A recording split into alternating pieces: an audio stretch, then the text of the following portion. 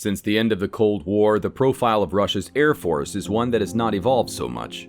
Consequently, there has been many serious accidents that have taken place.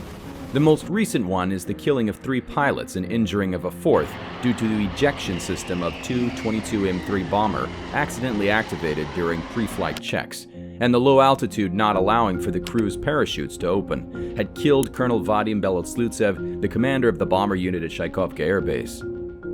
Moreover, the accident took place on January 2019 when 2 Su-34s collided while conducting training over the Sea of Japan. Only 1 pilot was recovered from the water alive.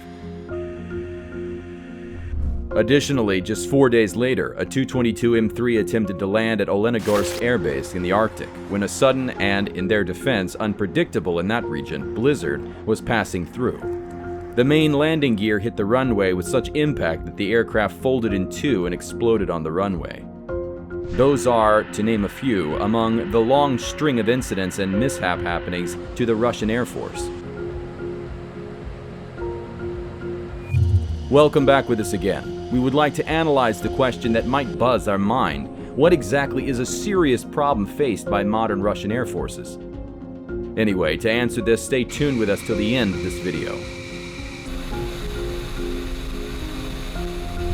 It cannot be denied that the Russian Air Force experiences a massive and glaring issues. It should be admitted that most of the aircraft fleet was built during the Soviet era or in the 1990s. These aircraft, such as an An-12, An-22, An-26, An-72, An-124, most of them are outdated and many are almost exhausted. Nevertheless, the former US government analyst agrees that Russia's air transport force has severe problems that might lead to various consequences. One possible explanation for the seemingly sudden wave of destruction is rather simple.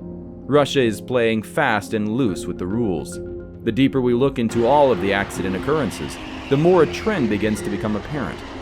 From maintenance to pilots and their training, malfunction systems such as outdated technology to military leadership, it does not appear that Russia fosters a culture that values safety. Russia is investing quite a lot in its armed forces. However, that isn't enough for the kind of military it wants to keep up. Its Air Force has 1/3 of the US plane numbers, yet the Russian military spending is, even when purchasing power parity is used, it's almost 5 times lower than the US military spending.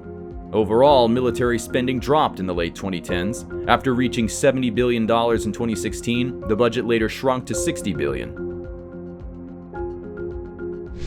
Issues like the slow production of new planes and the lack of pilot training hours are the cause of these financial problems.